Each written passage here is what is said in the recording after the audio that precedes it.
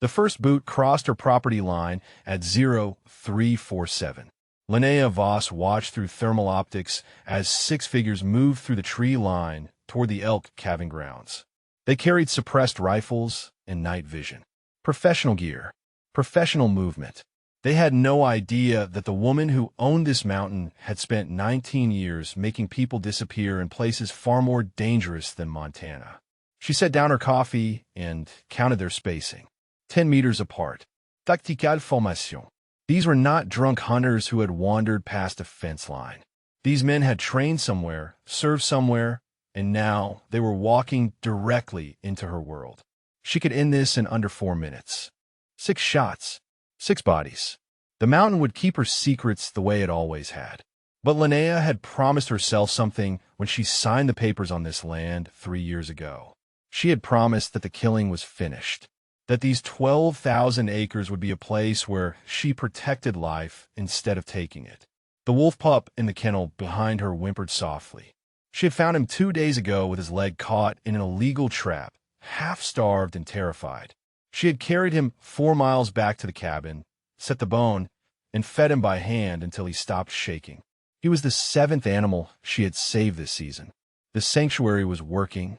The wolves were returning to the calving grounds. The elk population was stabilizing. And for the first time in 2 decades, Linnea Voss slept without nightmares. Before we continue with what happened that night, drop a comment and let us know what state you are watching from. Maybe you have witnessed moments when someone had to protect what they built against people who wanted to destroy it. She watched the 6 figures reach the meadow where her wolf pack denayed. Through the thermal scope, she could see them setting up positions, unpacking equipment, preparing for something. One of them assembled a catch pole. Another laid out what looked like transport crates. They were not here to kill. They were here to capture. Linnea understood immediately. Gray wolves had become valuable on the black market. Wealthy collectors paid 6 figures for a live breeding pair. Her wolves, the pack she had spent 3 years protecting, were worth more alive than dead. And someone had sent professionals to take them. She photographed each face through her scope. She documented their equipment, their formation, their extraction route. She noted the frequency on their radio handsets and a license plate of the vehicle they had left 2 miles down the mountain. She gathered intelligence the way she had done it for 19 years across 14 deployments in places that did not exist on any official map. Then she let them work. They spent 3 hours trying to locate the den. They failed. Linnea had chosen this property specifically because the terrain was a nightmare for anyone who did not know it intimately. The wolves had learned her scent and accepted her presence. They would not show themselves to strangers carrying the smell of gun, oil, and aggression. At 0650, the 6 men retreated down the mountain. They left behind boot prints, cigarette butts, and the arrogant assumption that they would return. Linnea watched them go. She memorized the face of the one who gave orders. He was tall, broad-shouldered, and moved with the economy of motion that came from years of operational experience. He was not the man in charge of this operation. He was a tool.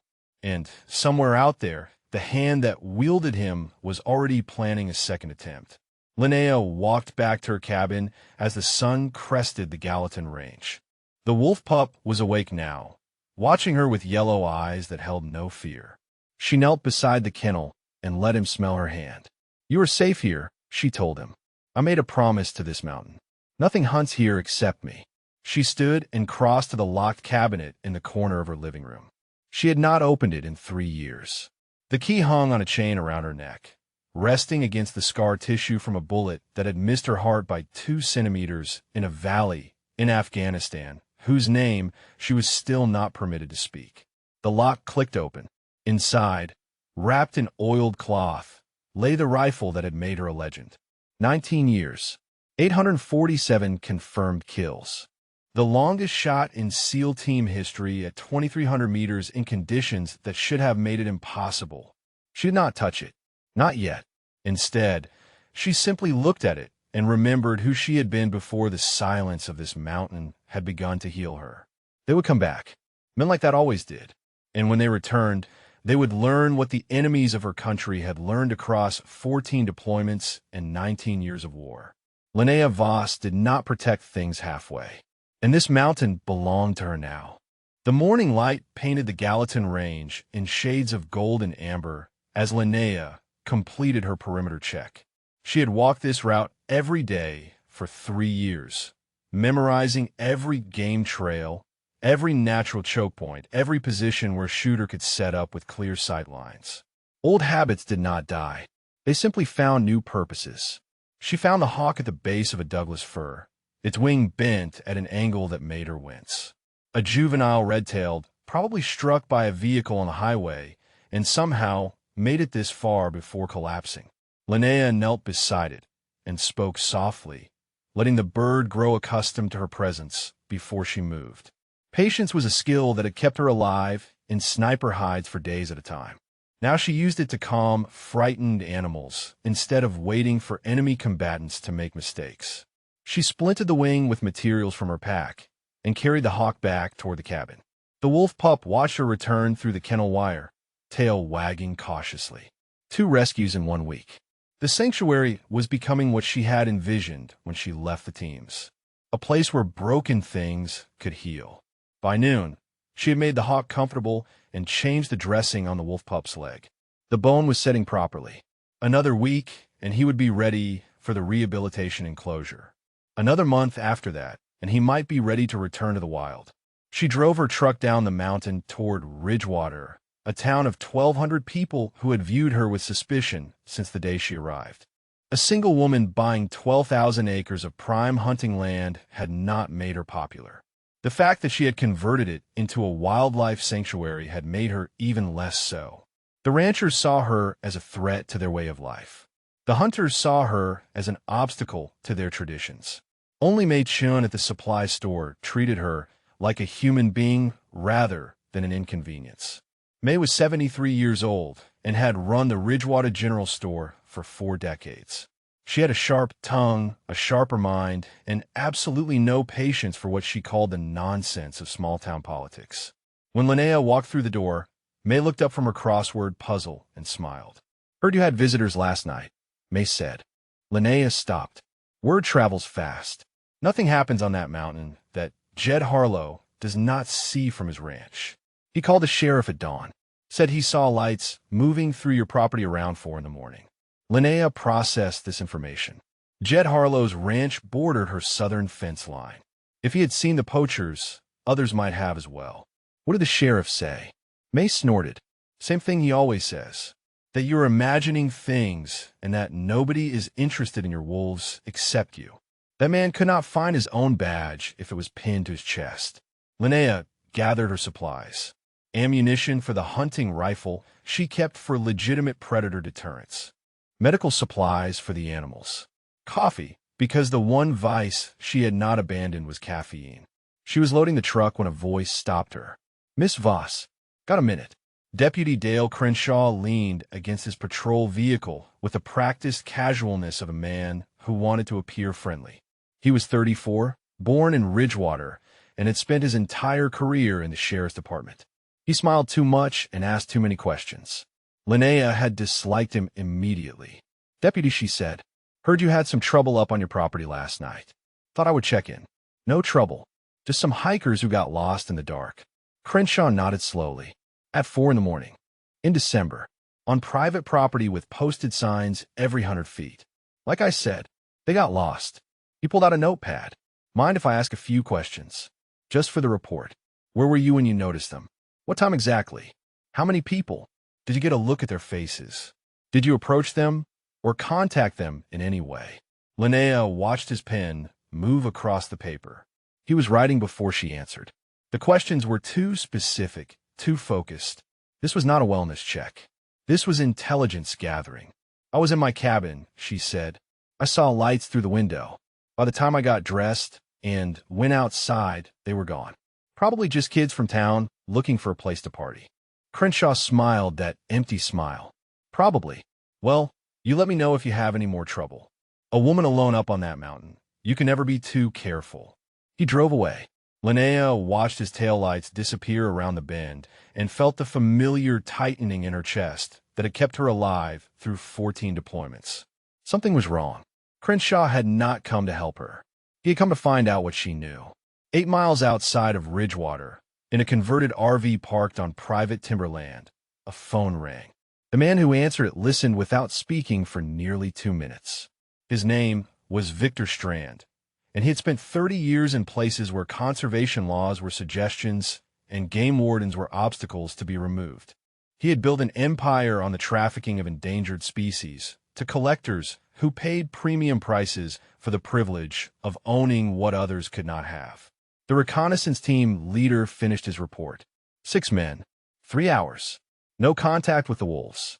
The woman had been awake and watching them the entire time. Victor processed this information. Describe her response. She did not respond. She just watched, took photographs. Let us leave. Victor smiled. That was not the behavior of a frightened property owner. That was the behavior of someone gathering intelligence. Someone trained. Find out everything about her, he said. Everything. He ended the call and looked at the maps spread across his table. 12,000 acres of prime wolf habitat. A breeding pack worth nearly $2 million to the right buyers. And one woman standing in his way. Victor had removed obstacles before. He would remove this one too. Back on the mountain, Linnea completed her evening patrol as the sun set behind the peaks. She found what she was looking for near the elk calving grounds. Bullet prints preserved in frozen mud. Cigarette butts. And something else. Something that changed everything. A laminated card dropped in the darkness and overlooked in the retreat. She picked it up and read the words printed on its surface. Strand Wildlife Acquisitions. International Transport and Logistics. Below that, a phone number with a country code she recognized. South Africa. These were not local poachers looking to make quick money. This was an international operation, and they had chosen her mountain as their target. Linnea pocketed the card and looked out across her sanctuary as darkness fell. The wolf pack would be hunting now, moving through the timber in search of elk. They trusted this place. They trusted her to keep them safe.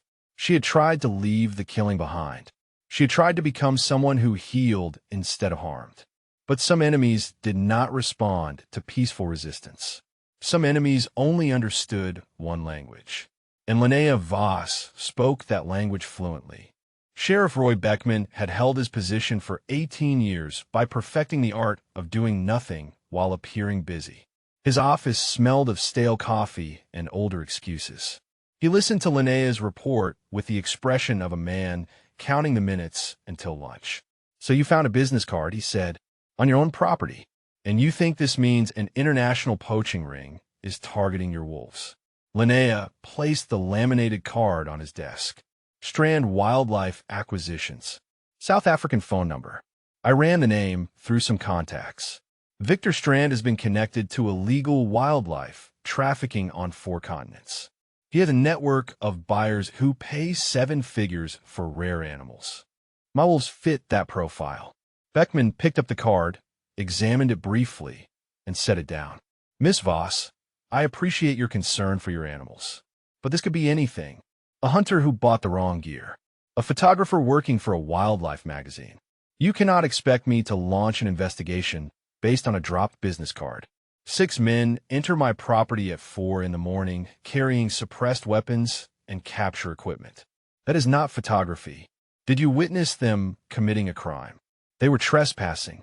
Beckman smiled the patient smile of a man who had already decided not to help. Trespassing is a misdemeanor, and unless you have photographs of their faces or video of them crossing your fence line, it is your word against theirs. I would need evidence to pursue this further. Linnea understood. Beckman was not incompetent. He was compromised. The same instinct that had kept her alive in hostile territory for 2 decades was screaming at her now. Someone had gotten to him. Someone had made sure that whatever happened on her mountain would not receive official attention. She left without another word. There was no point arguing with a man who had already been purchased.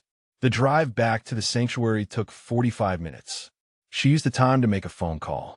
The voice that answered was rough, familiar, and belonged to one of the only people in the world she trusted completely. Voss, the voice said, "It has been 8 months. I was starting to think you had gone completely feral up there." "Decker," she said, "I need you to run a name for me." Victor Strand, South African national, connected to wildlife trafficking. Master Chief Petty Officer Marcus Decker had served with Linnea for 11 years before a training accident ended his operational career. Now he worked intelligence analysis for a private security firm with access to databases that officially did not exist. He was silent for a long moment. "Linnea," he said, "where did you hear that name?" "He is targeting my property. Sent a 6-man team 2 nights ago to scout my wolf pack." Decker exhaled slowly. Victor Strand is not a poacher. He is a ghost. Interpol has been trying to build a case against him for 15 years. He has connections to organized crime syndicates, corrupt government officials, and at least a dozen unsolved disappearances of rangers and game wardens who got too close to his operations. Linnea processed this information. The threat had just escalated significantly. Why would someone like that target a small sanctuary in Montana? "Your wolves," Decker said. "Gray wolves are the new blood diamonds. Wealthy collectors pay fortunes for breeding pairs. Your pack is one of the healthiest in the lower 48. Word gets around in those circles. He sent professionals. They moved like operators. Because some of them are. Strand recruits from military and mercenary backgrounds. His team leaders are usually special forces from various countries. These are not amateurs, Linnea. If Strand has decided your property is worth the risk, he will not stop until he gets what he wants. Then I will have to change his mind." Decker laughed, but there was no humor in it. "You know, there are people in the community who still tell stories about you. The ghost of the Hindu Kush. 800 confirmed kills. The longest shot in team history. They say you could disappear for weeks and come back with mission objectives completed that should have been impossible. That was a long time ago. Was it? Because it sounds like you might need to remember who you were before you started rescuing baby animals." Linnea ended the call as she reached her property gate. The conversation had confirmed what she already suspected. This was not a fight she could avoid. Victor Strand had chosen her mountain, and men like him did not accept failure gracefully. She spent the afternoon walking her perimeter with fresh eyes. Not the eyes of a sanctuary owner checking fence lines. The eyes of an operator assessing a battlefield. She found the first camera mounted in a pine tree overlooking her cabin. Motion activated. Wireless transmission. Military-grade concealment. She found 3 more before sunset. They had been watching her movements, learning her patterns, mapping her responses. The reconnaissance team had not just been scouting her wolves. They had been scouting her. Linnea left the cameras in place. Removing them would alert Strand that she had discovered his surveillance. Instead, she began planning routes that avoided their sight lines. She identified blind spots in their coverage. She started thinking like a hunter again instead of a protector. The wolf pack emerged at dusk to begin their evening hunt. She watched them through binoculars from a ridge overlooking the den site. The alpha female led them through the timber with the confidence of an apex predator who had never known fear. 7 adults, 3 juveniles from the spring litter, a family she had sworn to protect. Movement near the tree line caught her attention. One of the juveniles had separated from the pack. It was lying motionless in a clearing 200 meters from the den. Linnea covered the distance in under 3 minutes. The young wolf was breathing, but unresponsive. Its eyes were open, but unfocused. Around its neck was a collar she had never seen before. GPS tracking, remote monitoring, a small vial attached to the band that had clearly contained a sedative. They had drugged one of her wolves. They had tagged it like property, and they had done it while she was in town talking to a sheriff who had no intention of helping her. She removed the collar carefully and checked the wolf for injuries. The sedative was wearing off. It would recover, but the message was clear.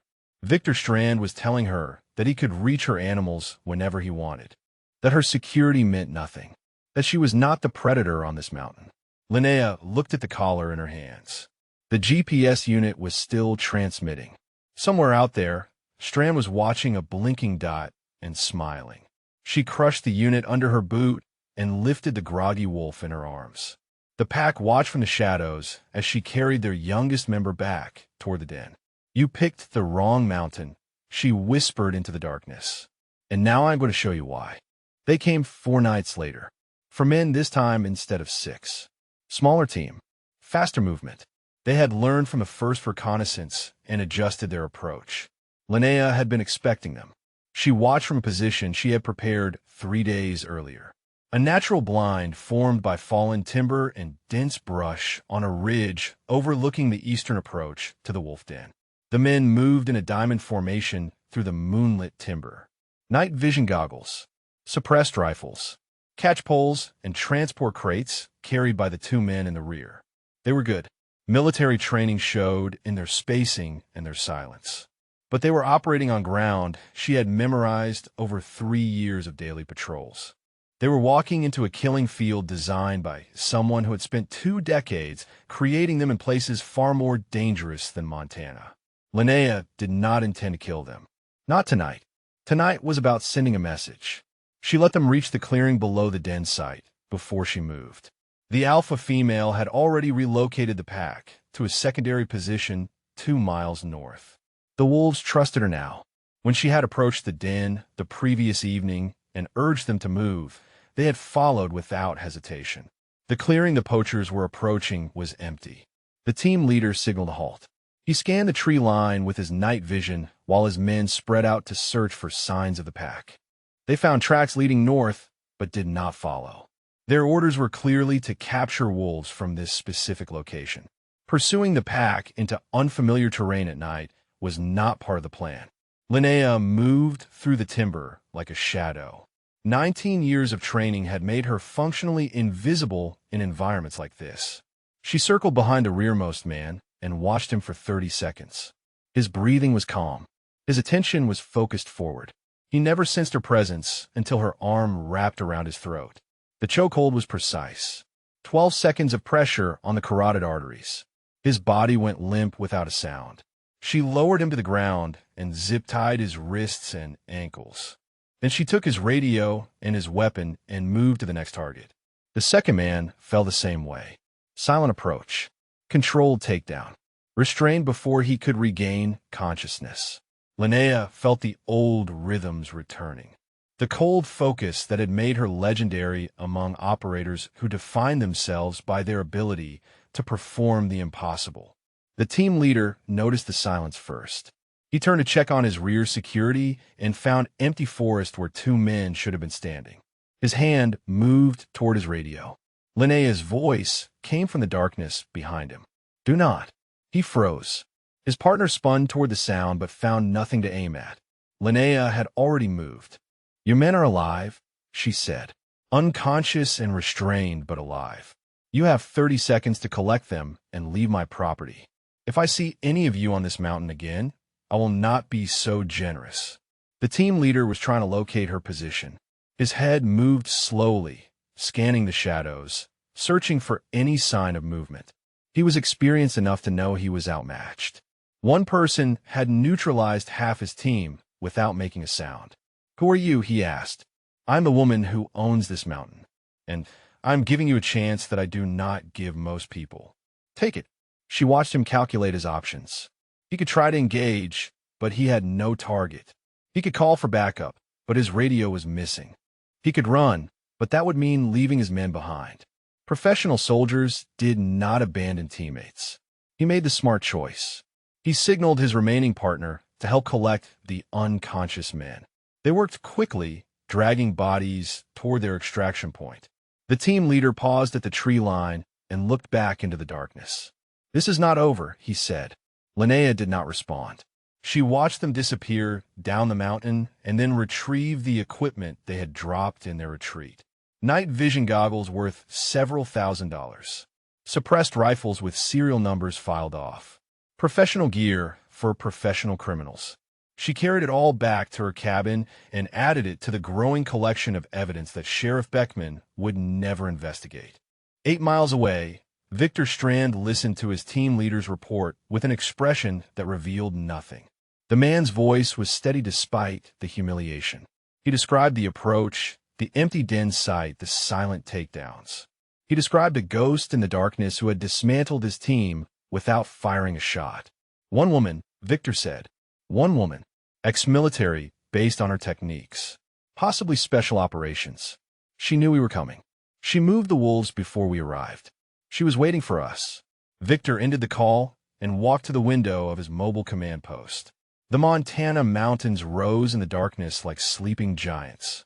Somewhere up there, a woman had just embarrassed a team of trained professionals.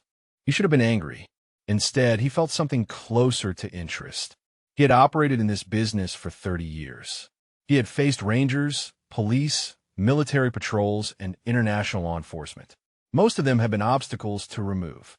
A few had been genuine threats. None of them had ever taken apart one of his teams without a single casualty on either side. He pulled up a secure database on his laptop and began searching for information about the property owner. Linnea Voss, retired military. No criminal record. No outstanding warrants. The surface-level data was clean. Too clean. Victor knew how to dig deeper. He had contacts in places that could access records that officially did not exist. Military service files. Classified deployment histories. The real stories behind the sanitized, official versions. He made a call to a man in Virginia who owed him several favors. He gave a name and waited. The answer came back in 6 hours. Victor read the file 3 times to make sure he understood what he was dealing with. Then he closed the laptop and smiled. Master Chief Petty Officer Linnea Voss. SEAL Team 4. 19 years of service. 14 combats déploiement. 847 confirmed kills. Holder of the longest confirmed sniper kill in naval special warfare history. Most men would have reconsidered the operation. Most men would have recognized that some targets were not worth the risk. Victor Strand was not most men. He had built his empire by taking what others considered impossible. And he had removed obstacles far more dangerous than a retired sniper living alone on a mountain.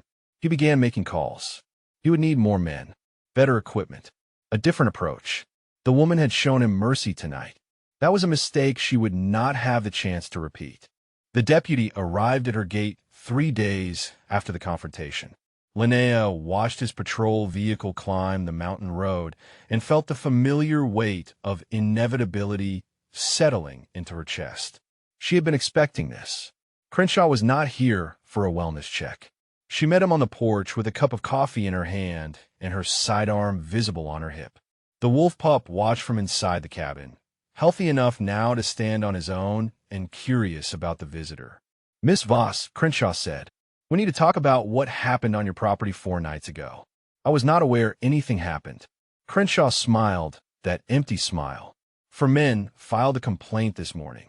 They claimed they were hiking through the forest when an armed woman attacked them without provocation, choked 2 of them unconscious, threatened to kill them if they ever returned." Linnea sipped her coffee. "Interesting story. Did these hikers explain why they were carrying suppressed rifles and animal capture equipment at 3 in the morning? They claim they were not carrying any weapons. They say you stole their personal property after assaulting them." The lie was so blatant that it confirmed everything she had suspected. Crenshaw was not just asking questions for Victor Strand. He was actively working to build a case against her. Someone had decided that the easiest way to remove her from the equation was through the legal system. "I have evidence that contradicts their story," she said. "Photographs of their tactical gear, their weapons with filed serial numbers, a GPS tracking collar they attached to one of my wolves without permission." Crenshaw shrugged. "Evidence can be manufactured. Your word against theirs. For witnesses saying you attacked them unprovoked versus one woman with a history of military violence." The phrase landed like a slap. Military violence. He had accessed her service record, or someone had accessed it for him and fed him the talking points designed to make her look unstable. "What exactly are you suggesting, Deputy?" "I am suggesting that you might want to reconsider your position on this property. A woman alone up here with all these animals and all this land is a lot to manage. Things could go wrong. Accidents happen in remote places." The threat was barely veiled. Linnea set down her coffee cup and let her hand rest near her sidearm. "Get off my property," she said, "and tell whoever is paying you that I do not respond well to intimidation." Crenshaw's smile flickered but held. "You are making a mistake, Miss Voss. Some fights are not worth winning." He drove away without looking back. Linnea watched him go and then walked inside to check on the wolf pup.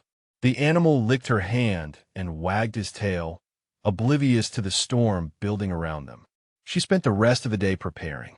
She moved weapons and ammunition to 3 separate cache locations on the property. She reinforced the cabin's defensive positions. She established communication protocols with Decker in case she needed backup or extraction. She was no longer protecting a sanctuary. She was fortifying a battlefield.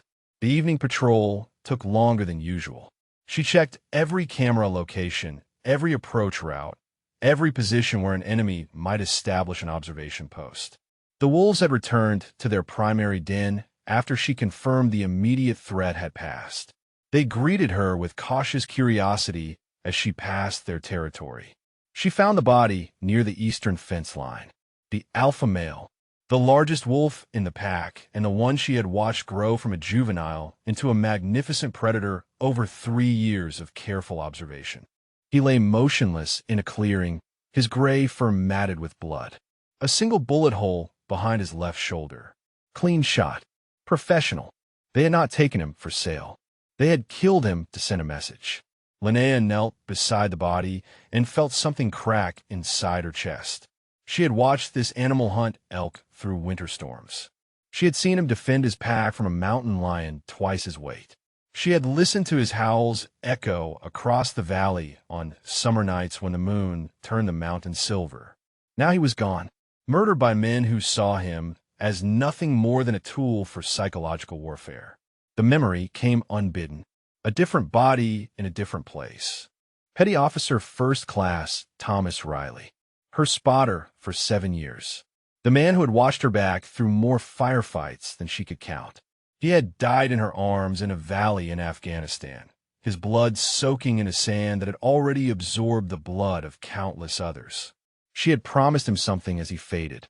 She had promised that she would find a way to protect life instead of taking it, that she would use whatever years she had left to heal the damage she had caused during her years of service. The sanctuary was supposed to be that promise fulfilled. The wolves were supposed to be proof that she could be something other than a weapon. Now one of them lay dead because she had shown mercy to men who deserved none. Linnea buried the alpha male beneath a pine tree overlooking the valley he had ruled. She did not cry. She had stopped crying years ago in places where tears meant weakness and weakness meant death. But something shifted inside her as she covered the grave with stones. The woman who had built this sanctuary was still there. But the woman who had earned 847 confirmed kills was waking up beside her. She returned to the cabin after midnight and opened the locked cabinet. The rifle waited where she had left it. 19 years of muscle memory guided her hands as she cleaned and inspected the weapon. The scope, the action, the trigger she had pulled more times than she could remember. Tomorrow she would scout their positions. Tomorrow she would identify their numbers and their equipment. Tomorrow she would begin the process of making Victor Strand regret ever learning her name. But tonight she sat with the rifle across her knees and let herself remember who she had been. The ghost of the Hindu Kush. The woman who had made impossible shots in impossible conditions. The weapon that her country had pointed at its enemies for nearly 2 decades. She had tried to leave that woman behind. She had tried to become someone new. But some transformations could not survive contact with the right kind of violence. Movement on her security monitor caught her attention. Headlights on a mountain road. Not one vehicle. Not 2. 6 vehicles climbing toward her property in a convoy formation. Linnea counted the figures as they dismounted at her fence line. 12 men. Tactical gear. Military movement patterns. They were establishing a perimeter around her entire property. Victor Strand had stopped playing games. The siege had begun. Linnea spent the first hours of the siege gathering intelligence. She moved through the timber like smoke, circling the perimeter they had established, counting bodies, cataloging equipment. 12 men. For observation posts. 2 mobile patrols. They had set up a command position near the southern fence line with communications gear and what looked like a portable generator. Professional deployment. But they had made one critical mistake. They assumed she would stay inside the perimeter they had drawn. They assumed she would wait for them to come to her. She slipped through their lines before dawn and established a high position on a ridge 1,400 meters from their command post. The distance was extreme for most shooters. For her, it was comfortable. The sun rose over the Gallatin Range and painted the valley in shades of rose and gold. Linnea watched through her scope as the command post came alive with activity. Men checking equipment. Radio chatter. Someone making coffee on a portable stove. Then she saw him. Victor Strand emerged from the largest tent and stretched in the morning light. He was tall and lean, with the economical movements of a man who had spent decades in dangerous places. Gray hair cropped short, a scar running along his jawline. He carried himself with the confidence of someone who had never lost a fight that mattered. Linnea adjusted her scope and studied his face. Something about him tugged at her memory, something familiar that she could not quite place. She had seen thousands of faces during her years of service. Enemy combatants, targets, collateral figures in the background of operations that had never officially occurred. Victor turned to speak with one of his men, and she saw the tattoo on his forearm, a coiled serpent with its fangs bared, the symbol of a private military company that had operated in Africa and the Middle East during the early years of the War on Terror. The memory crashed through her like a physical blow. Kandahar Province, 2007. A village called Mirabad that no longer existed on any map. She had been providing overwatch for a joint operation with Allied forces when everything went wrong.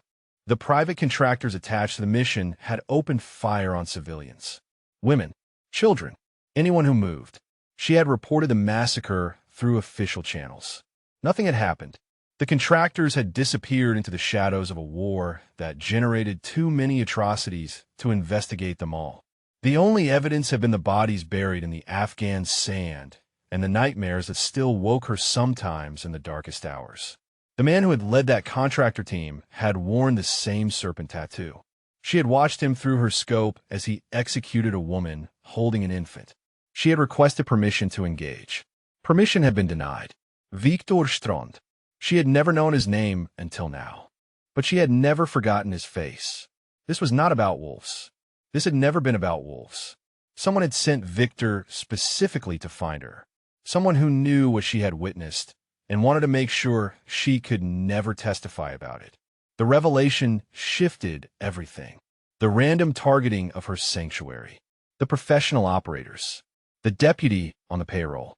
This was not a poaching operation that had stumbled onto difficult terrain.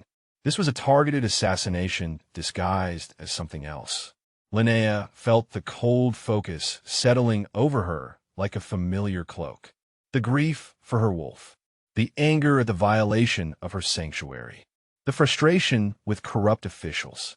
All of it crystallized into something pure and deadly. She adjusted her aim and found a target. One of Victor's men was walking toward the tree line with a radio in his hand. 1,400 meters. Light crosswind from the northwest.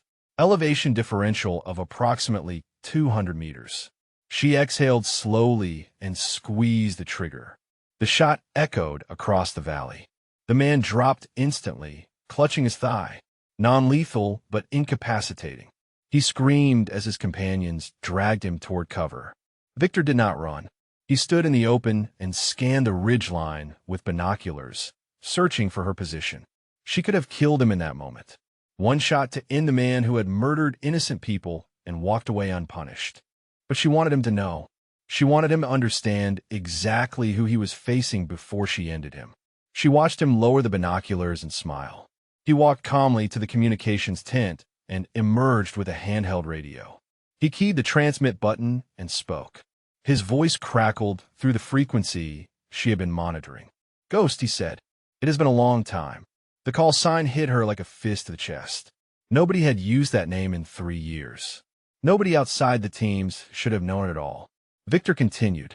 "I wondered if you would remember Mirabad. I wondered if you would connect the pieces. You were the only witness who survived. The only one who could have testified about what really happened that day. Linnea keyed her own radio. You murdered 17 civilians, women and children. I eliminated threats to operational security. There's a difference. Your government agreed with my assessment. That is why nothing was ever done about your reports. Who sent you? Victor left. Doesn't matter. You made powerful enemies when you started asking questions about that village. People who have spent years making sure those questions were never answered. When they learned you had resurfaced in Montana, they asked me to handle the problem permanently. She processed the information. The conspiracy was larger than she had imagined. Someone inside the government had sanctioned this. Someone with access to classified records and the resources to deploy a team of mercenaries on American soil. You should have stayed hidden, Victor said.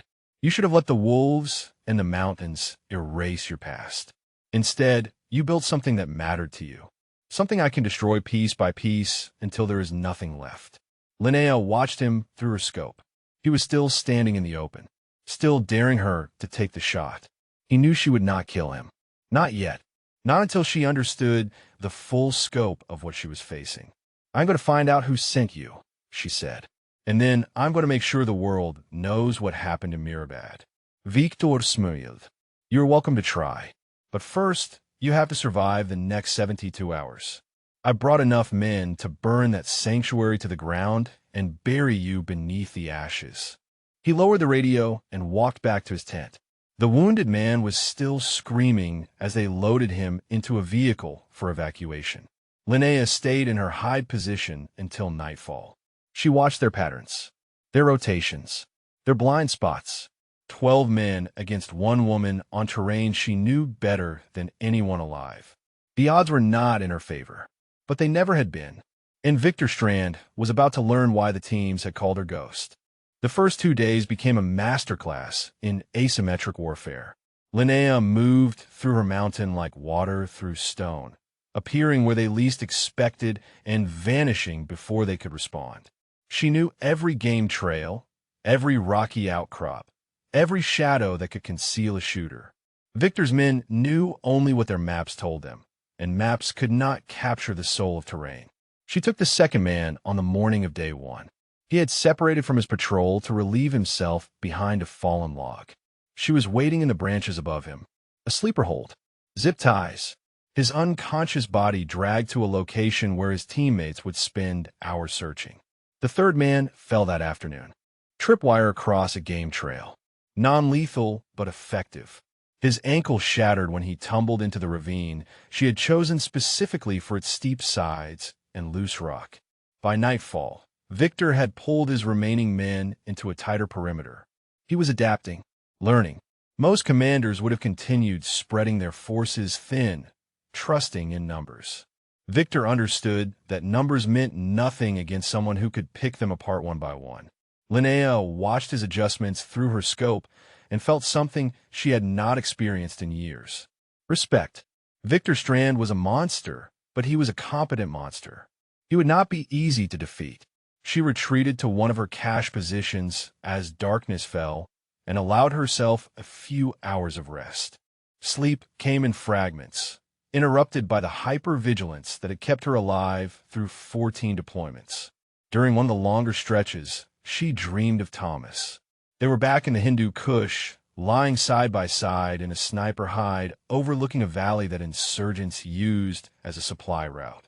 Thomas was adjusting the spotting scope while she controlled her breathing for a shot that would travel nearly 2,000 meters. You think too much, Thomas said. His voice was calm, almost lazy.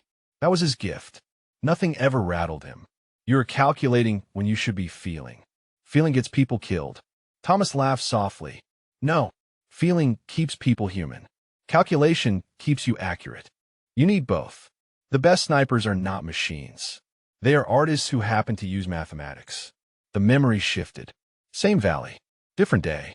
Thomas was bleeding out in her arms, his chest torn open by shrapnel from an IED that should have killed them both. His eyes found hers in the chaos. Promise me, he whispered. Promise me you will find another way to live. Promise me you will not let this be all you are. She had promised. She had meant it, and now she was lying in the darkness of a Montana forest, preparing to kill again. The dream faded. Linnea opened her eyes to the gray light of pre-dawn and pushed the memory aside. Thomas would understand. Some promises had to be broken to protect something larger than personal redemption. Day 2 brought a change in tactics. Victor stopped sending patrols into the timber and instead established fixed positions at the cardinal points around her property. He was trying to contain her, force her to make a move against fortified defenses. She responded by going deeper into the wilderness. The fourth man died at sunset. She had not intended to kill him, but he spotted her movement through the trees and raised his weapon. Her shot took him through the throat before his finger reached the trigger. Clean, professional, exactly as she had been trained. She felt nothing as she watched him fall. That absence of feeling was familiar. It was the armor she had worn for 19 years. The armor that Thomas had tried to help her remove. Victor's voice crackled through the radio frequency that night. 2 dead. 3 incapacitated. You are impressive, Ghost. I expected competence, but you have exceeded my projections. Linnea did not respond. She was already moving to a new position, staying ahead of any attempt to triangulate her signal. I have been studying your file, Victor continued. 847 confirmed kills. 14 deployments. The longest shot in naval special warfare history. You were a legend before you disappeared. Still no response. She circled wide around one of his fixed positions and noted the placement of the sentries. 2 men, overlapping fields of fire. Professional deployment. But I found something interesting in your psychological evaluations. Something the Navy tried to bury. You had a spotter named Thomas Riley. He died in Afghanistan in 2019. The reports say you were never the same after that. Linnea stopped moving. Her hand tightened on her rifle. Victor's voice dropped lower, more intimate. He was the one who kept you human, was he not? The one who reminded you that killing was a means rather than an end. When he died, you lost your anchor. That is why you came here. That is why you built your sanctuary. You were trying to replace him with something pure. Silence stretched across the mountain. Linnea forced herself to breathe. To think. Victor was trying to destabilize her emotionally. Classic psychological warfare. She would not give him the satisfaction. I visited your cabin today, Victor said. Your defenses were impressive, but not impenetrable. I found the wolf pup you have been rehabilitating. Beautiful animal. He tried to bite me when I picked him up. Linnea's blood turned to ice. Here is what is going to happen, Victor continued. You're going to come down from your mountain. You're going to surrender your weapons. And you're going to answer questions about what you witnessed in Mirabad. If you cooperate, I will release the animal unharmed. She keyed her radio for the first time in 2 days. If you hurt him, there is no force on earth that will stop me from killing you. Victor left. There she is. The ghost with a heart. I knew there was something on this mountain you cared about more than revenge. You have until dawn to make your decision. After that, I start sending you pieces. The transmission ended. Linnea stood alone in the darkness and felt the weight of an impossible choice pressing down on her shoulders. She had promised Thomas she would find another way to live. She had promised herself that the killing was finished. But some things mattered more than promises. Some things were worth becoming a weapon again. The wolf pup had trusted her. He had let her heal his broken leg and feed him when he was too weak to stand. He represented everything she had tried to build on this mountain. She was not going to let Victor Strand destroy that. Not without a fight that would make Mirabad look like a training exercise. She did not wait for dawn. Waiting was surrender, and Linnea Voss had never surrendered anything in her life. The assault on Victor's command post began at 0300. She approached from the northeast, using a drainage culvert that ran beneath their perimeter. They had not thought to watch the water. Most people did not consider that a woman would crawl through 200 meters of freezing mountain runoff to reach her objective. The first sentry died without a sound. Her knife found the gap between his tactical vest and his collar. She lowered his body into the drainage ditch and kept moving. The second sentry saw her shadow a moment before she reached him. He managed to key his radio once before her blade silenced him permanently. That single transmission was enough. Floodlights blazed across the camp. Voices shouted coordinates. Weapons charged and oriented toward her last known position. Linnea was already gone, melting into the timber as bullets shredded the air where she had been standing. Victor's voice cut through the chaos. She is inside the perimeter. Find her. They spread out in teams of 2, sweeping the darkness with weapon lights and thermal imaging. Linnea counted 7 men still operational. She had reduced his force by nearly half, but the survivors were the best of his team.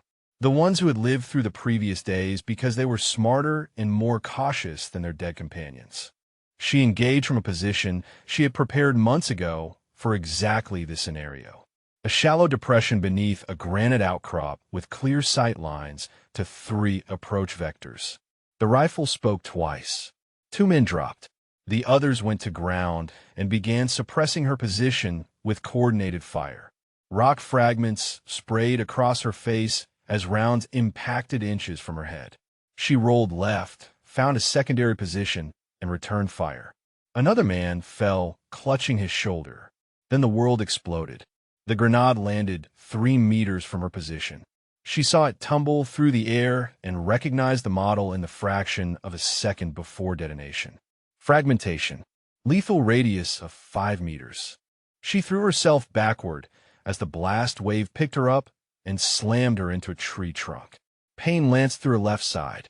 She looked down and saw blood soaking through her jacket. Shrapnel. Multiple fragments in her ribs and hip. Nothing immediately fatal, but mobility was compromised. She forced herself upright and stumbled deeper into the timber. Behind her, Victor's men were advancing on her position. They had seen the blood trail. They knew she was wounded. The next 3 hours became a nightmare of pain and adrenaline. She moved through the darkness on instinct, using every trick she had learned in 19 years of combat operations. False trails, improvised traps, positions that forced her pursuers to expose themselves before they could engage. 2 more men fell to her rifle. Another triggered a tripwire and tumbled into a ravine. But they kept coming, and her ammunition was running low. Dawn found her in a position she had never intended to occupy. A rocky shelf overlooking the valley where her cabin had stood. The building was burning now, set ablaze by Victor's men as a message. Everything she had built over 3 years was turning to ash below her. The hawk she had rescued was gone. The medical supplies, the rehabilitation equipment, the photographs of Thomas she kept on her nightstand. All of it consumed by flames that painted the morning sky in shades of orange and black. Linnea watched her sanctuary die and felt something harden inside her chest. The part of her that had tried to be gentle, the part that had believed in redemption. It was burning along with everything else. Her radio crackled. Victor's voice was calm, almost conversational. "You cost me 8 men, Ghost. 8 men I will have to replace. Do you know how difficult it is to find competent operators willing to work in the United States?" Linnea checked her ammunition. 1 magazine remaining. 17 rounds. 3 men still hunting her, plus Victor himself. "I have reinforcements arriving in 12 hours, Victor continued. "Former Spetsnaz. Very unpleasant people with very specific skills. You could end this now. Surrender, and tell me what you know about Mirabad. I will make your death quick." She laughed despite the pain radiating through her side. The sound surprised her. It was not the laugh of a frightened woman facing impossible odds. It was the laugh of someone who had faced impossible odds her entire adult life and kept winning anyway. "You have 12 hours, she said.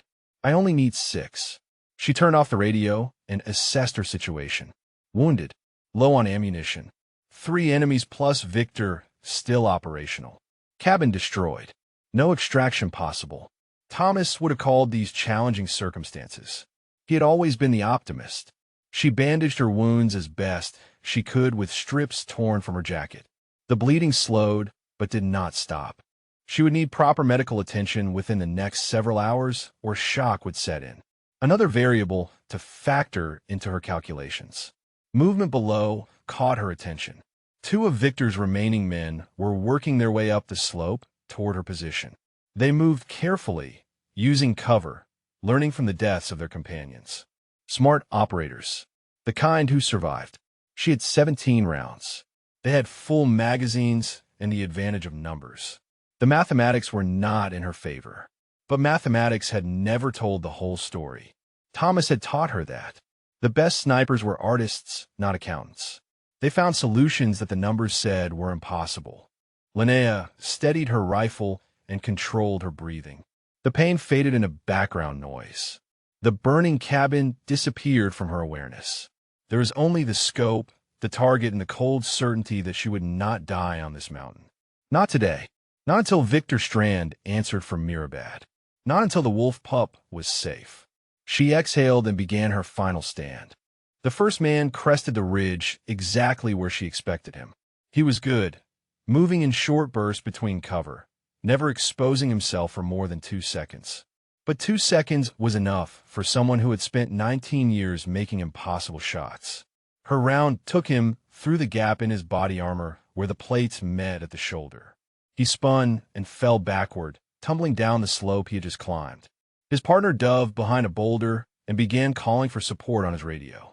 Linnea was already moving.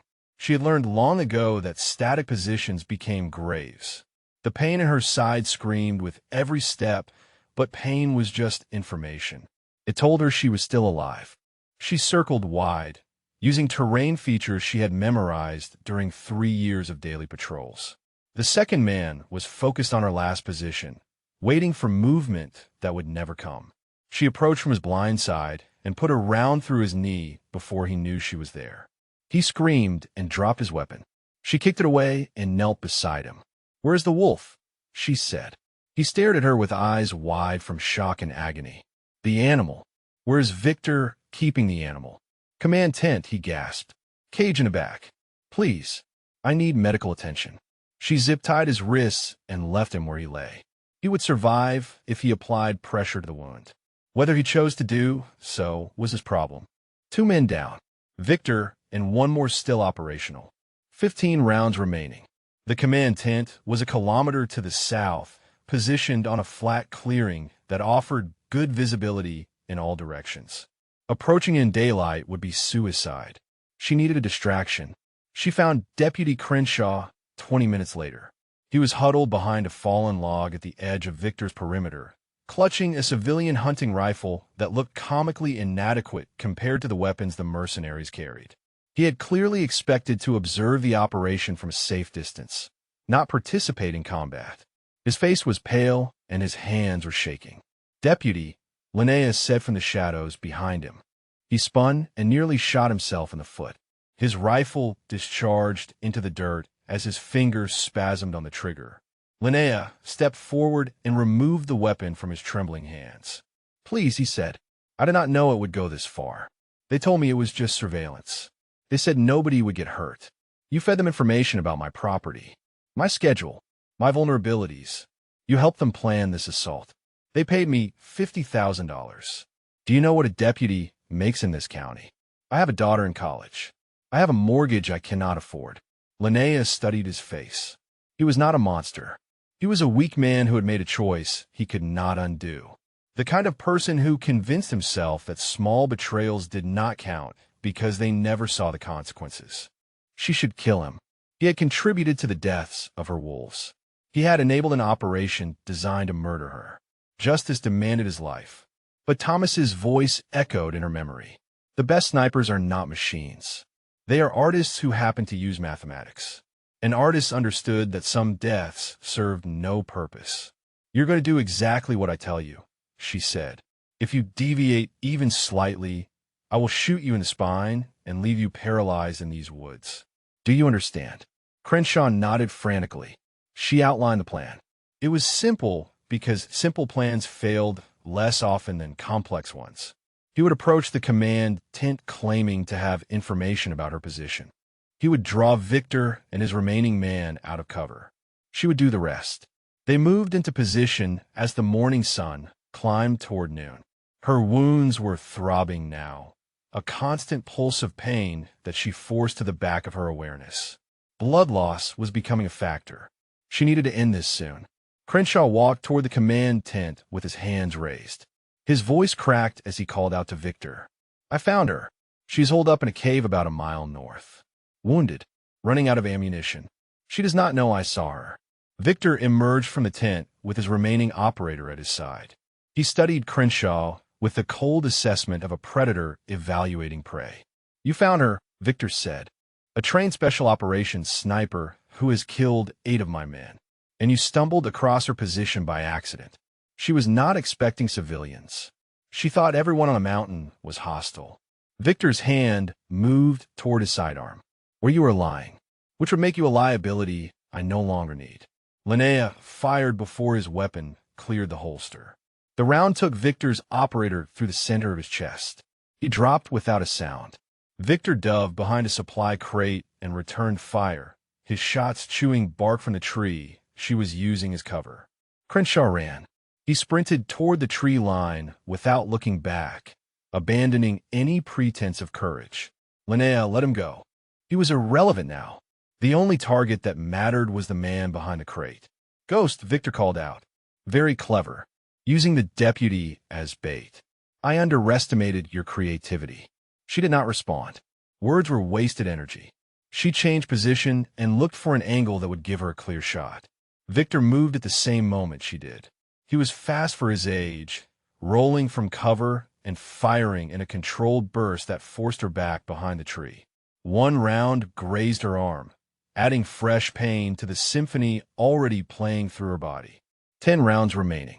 Victor still had a full magazine. The command tent was between them, blocking clear sight lines. And somewhere inside that tent, the wolf pup was waiting for her to save him.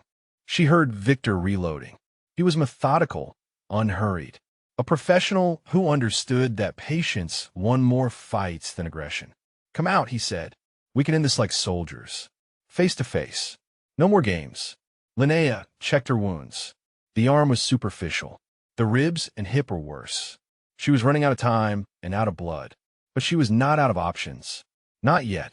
She reached for the grenade she had taken from the man in the ravine and pulled the pin. The grenade sailed over the supply crate and landed precisely where she intended. Not near Victor, near the generator powering his communications equipment. The explosion ripped through the camp. The generator erupted in a secondary blast that sent burning fuel across the clearing. Victor rolled away from the flames and came up firing, but the smoke and chaos had given her the second she needed. She moved through the destruction like a wraith. The command tent was burning now, flames licking at the canvas walls. Inside, she could hear the wolf pup howling in terror. Victor saw her running toward the tent and understood her intention. He adjusted his aim and fired a burst that stitched the ground at her feet. She dove sideways, rolled, and returned fire. Her rounds forced him back behind a burning vehicle. The tent was collapsing. She had seconds before the flames consumed everything inside. She burst through the entrance and found the cage in the back corner. The wolf pup was pressed against the bars, eyes wide with fear but alive. She ripped the cage door open and scooped him into her arms.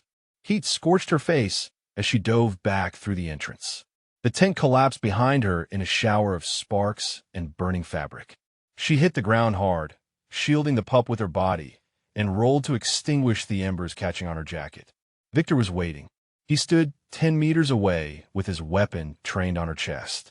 The fires cast dancing shadows across his scarred face. He was breathing hard, but his hands were steady.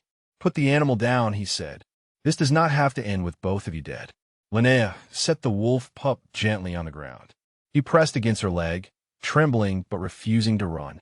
She rose slowly, her rifle hanging at her side. You could have walked away, Victor said. After Mirabad, you could have kept your mouth shut like everyone else. Taken your pension and disappeared. Why did you keep asking questions? Because 17 people died. Women, children. They deserve someone to speak for them. Victor shook his head. They were collateral damage in a war that produced thousands of casualties. Their deaths meant nothing in the larger scope of the conflict. They meant something to me. He studied her for a long moment. The flames were spreading now, consuming the camp he had built. His operation was in ruins. His men were dead or scattered. Everything he had planned had been destroyed by one woman who refused to let the past stay buried. I read every page of your file, he said. 847 confirmed kills. I thought it was propaganda. Inflated numbers to create a legend. But watching you work these past days, I believe it now. You really are the ghost. Linnea said nothing. Her hand rested near her sidearm. 7 rounds in the rifle. 15 in the pistol. More than enough if she could create an opening. Victor raised his weapon slightly. The problem with legends is that they make people believe they are invincible. They make people forget that everyone dies eventually. Even ghosts. He fired. Linnea moved before the muzzle flash. Years of training, decades of combat, a lifetime of survival instinct compressed into a single moment of explosive action. She dropped and rolled as his rounds passed through the space her chest had occupied. Her pistol cleared the holster before she completed the roll. 2 shots. Center mass. Victor staggered backward. His weapon fell from his hands. He looked down at the spreading stain on his chest with an expression of genuine surprise. Impossible, he whispered. Linnea rose to her feet and walked toward him. The wolf pup followed at her heels, no longer trembling. Victor collapsed to his knees. Blood bubbled at his lips. His eyes found hers, and for the first time she saw fear in them. Real fear. The kind that came when a predator realized he had become prey. Mirabad, she said. 17 civilians. You remember their faces. He coughed blood onto the scorched earth. I remember nothing. They were insects. Obstacles. She knelt in front of him so he could see her clearly. Then remember this. Remember the face of the woman who ended you. Remember that you died on a mountain in Montana because you thought wolves were more valuable than human beings. Victor tried to speak again, but the words dissolved into a wet gurgle. His eyes went glassy. His body slumped forward into the dirt. Linnea stood over him for a long moment. She felt no triumph, no satisfaction, only the hollow exhaustion that followed violence. Thomas had warned her about this. The emptiness that came after the killing stopped. The wolf pup nuzzled her hand. She looked down at his yellow eyes and felt something shift in her chest. Not emptiness, something warmer, something that reminded her why she had built this sanctuary in the first place. She picked him up and held him close. You are safe now, she whispered. It is over. But even as she said the words, she knew they were not entirely true. Victor was dead, but the conspiracy that had sent him was still alive. Someone in Virginia or Washington had ordered this operation. Someone with access to classified files and the resources to deploy mercenaries on American soil. She limped away from the burning camp with the wolf pup in her arms. Her wounds needed attention. Her sanctuary lay in ashes. Her cover was blown forever. But she had evidence now. Names. Connections. The beginning of a trail that led to whoever had decided that the truth about Mirabad was worth killing for. The sun climbed higher over the Gallatin Range. Somewhere in the distance, the surviving wolves howled. They were calling for their alpha. They did not know yet that he was gone. Linnea answered them, not with words, with a promise carried on the morning wind. She would rebuild. She would protect what remained. And she would find the people responsible for destroying her peace and make them answer for every life they had taken. The ghost was not finished. She was just getting started. Decker arrived by helicopter at sunset.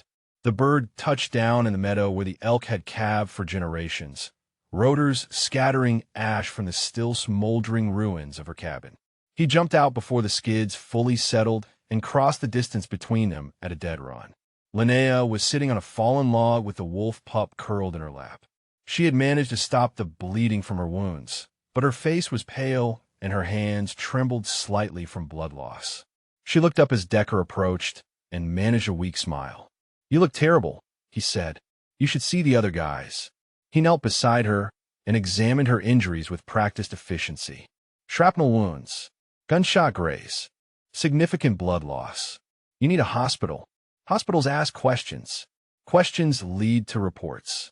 Reports lead to people I'm not ready to talk to yet. Decker pulled a medical kit from his pack and began working on her wounds. The helicopter pilot stayed with the aircraft, professionally disinterested in whatever was happening on this mountain. I brought a field surgeon, Decker said. She is waiting at a safe house in Bozeman. Former Navy. knows how to keep her mouth shut. You can recover there while we figure out our next move. Our next move. He paused his work and met her eyes. You did not think I was going to let you handle this alone. Whatever conspiracy sent Victor after you, it reaches into places I still have access to. We find them together or not at all. The wolf pup lifted his head and studied Decker with cautious curiosity. Linnea stroked his fur and felt the tension in her shoulders ease slightly. She had spent 3 years building a life defined by solitude. Having someone stand beside her again felt foreign, but not unwelcome. Victor had files, she said, digital records on his laptop. Names, payment trails, communication logs. The laptop was in the command tent. Which burned. But I recovered the hard drive before the fire spread. Paranoia has its advantages. Decker laughed. The sound was warm and genuine and completely out of place amid the devastation surrounding them. Same old ghost, always thinking 3 moves ahead. A second helicopter appeared over the ridgeline as darkness fell. This one bore no military markings, but the woman who stepped out carried herself with unmistakable federal authority. She was tall and lean with close-cropped gray hair and eyes that missed nothing. Master Chief Voss, she said, I am Special Agent Diana Okafor, FBI Counterintelligence. I have been tracking Victor Strand's organization for 7 years. Linnea did not rise. She was too exhausted to perform the rituals of official interaction. Then you know what happened here. I know what the evidence suggests. Okafor surveyed the burned camp, the scattered bodies, the destruction spread across the mountainside. 12 foreign nationals engaged in illegal wildlife trafficking on American soil. All killed or incapacitated by a single property owner defending her land. Remarkable self-defense. It was not just wildlife trafficking. Victor was sent to kill me, to bury what I witnessed in Afghanistan in 2007. Okafor nodded slowly. Mirabad. I know about Mirabad. I know about the private military contractors and the civilians who died. I know about the reports you filed and the silence that followed. Then you know someone in our government sanctioned a massacre and has been covering it up for 18 years. I know, and I have been building a case against them for most of that time. Victor Strand was a thread I could not follow without exposing my investigation. His death changes the calculus. Linnea studied the agent carefully. Trust did not come easily after everything she had experienced. But Okafor had resources she needed. Access she could not obtain alone. The hard drive, she said. It contains everything Victor knew about the people who hired him. Payment records. Communication channels. Names. Okafor extended her hand. May I? Linnea hesitated. This was the moment of decision. She could keep the evidence and pursue justice on her own terms.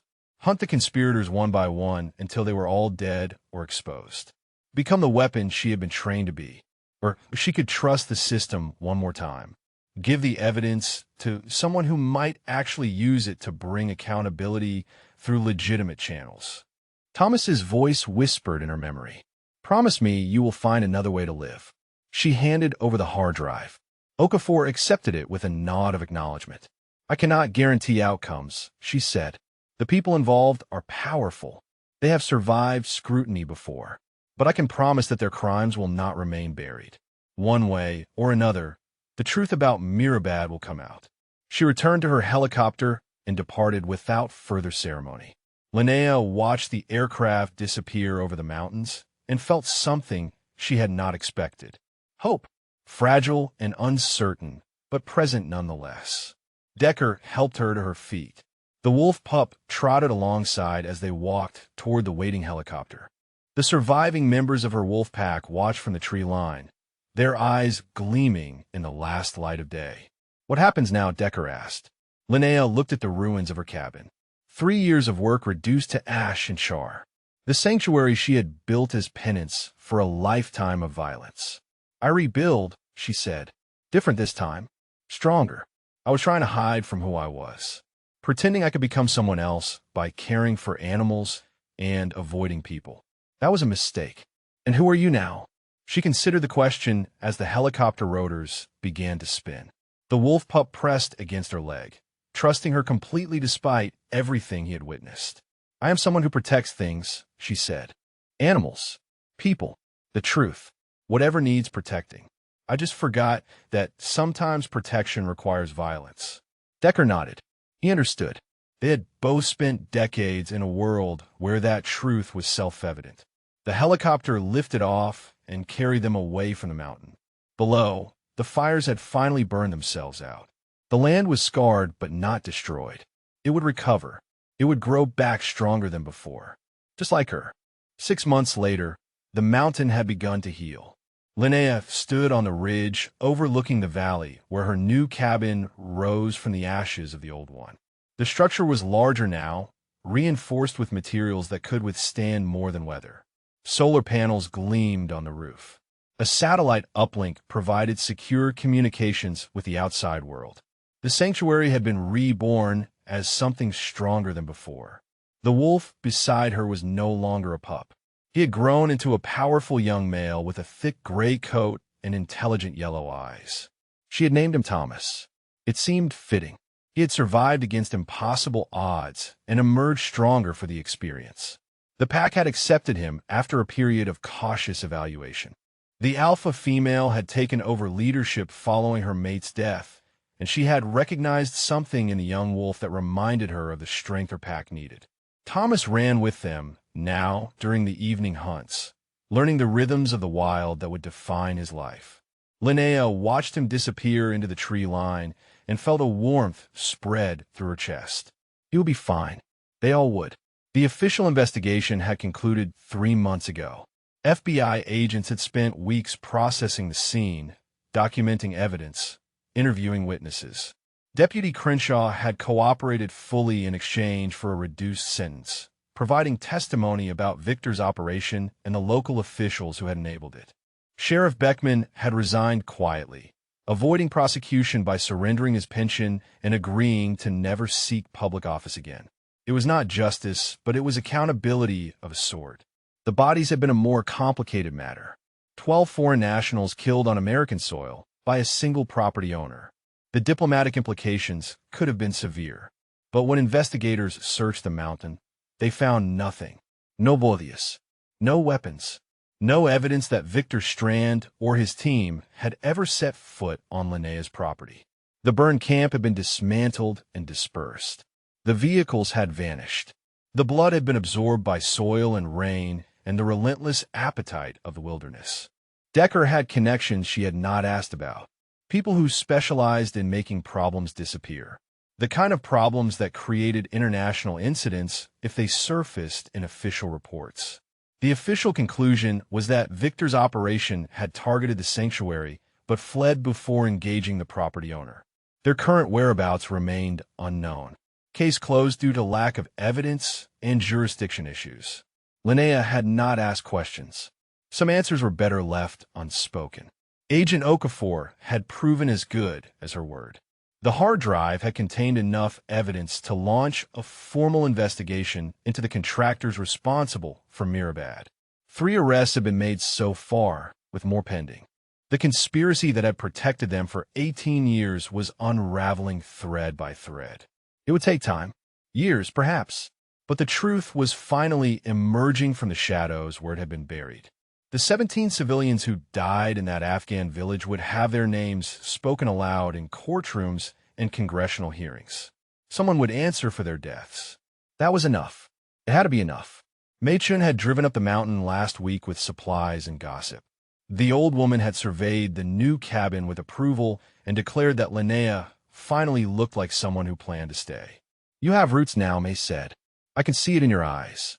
This mountain is not just a place you are hiding anymore. It is home. She was right. Linnea had spent 3 years treating the sanctuary as penance, a way to atone for the violence of her past. Now she understood that it was something more. It was purpose. It was meaning.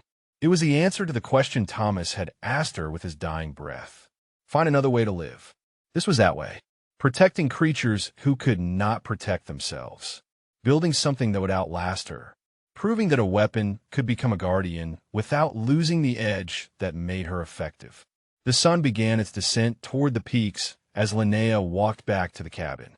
The hawk she had rescued months ago circled overhead, fully healed and reluctant to leave the territory it had claimed. She had stopped trying to drive it away. Some bonds could not be broken by logic or good intentions. Inside the cabin, photographs lined the walls. Thomas Riley in his dress uniform, smiling with the easy confidence of a man who believed he would live forever. The alpha male wolf in his prime, surveying his domain from a rocky outcrop. Her SEAL team gathered after a successful deployment, their faces obscured for operational security, but their brotherhood unmistakable. She had stopped hiding from her past. It was part of her now, woven into the fabric of who she had become. The 847 kills, the 19 years of service, the things she had done in places that did not exist on any map. All of it had led her here, to this mountain, to this moment of hard-won peace. The radio on her desk crackled. Decker's voice emerged from the static. "Ghost, you there?" She picked up the handset. "I am here. Got some interesting chatter from my contacts. Seems like a certain wildlife trafficking network is looking to rebuild after losing their Montana operation. They're asking questions about who took down Victor Strand." Linnea looked out the window at the wilderness that had become her home. The wolves were emerging from the tree line, preparing for their evening hunt. Thomas was among them, his gray coat gleaming in the fading light. "Let them ask," she said. "If they come looking for answers, I will be here." She set down the radio and walked onto the porch. The mountain spread before her in shades of gold and shadow, ancient and enduring and utterly indifferent to the struggles of the creatures who lived upon it. She was not indifferent. She never would be. That was what made her different from the predators who saw the world as something to exploit. If you have stayed with this story until now, I want to thank you. Drop a comment and let us know what resonated with you, whether it was Linnea's journey, the wolves she protected, or perhaps someone in your own life who showed you that strength and compassion can exist in the same heart. The wolves howled as darkness fell. Linnea listened to their song and felt the last tension drain from her shoulders. She had found what she was looking for. Not redemption, not forgiveness, something better. Purpose. The ghost of the Hindu Kush had become the guardian of Gallatin Range, and anyone who threatened her mountain would learn the same lesson Victor Strand had learned. Some territories were protected by more than fences and warning signs. Some territories were protected by legends who refused to fade. Linnea Voss smiled and went inside to prepare for tomorrow. There was always more work to do, more animals to save, more wilderness to protect. And if violence came calling again, she would be ready. She always was.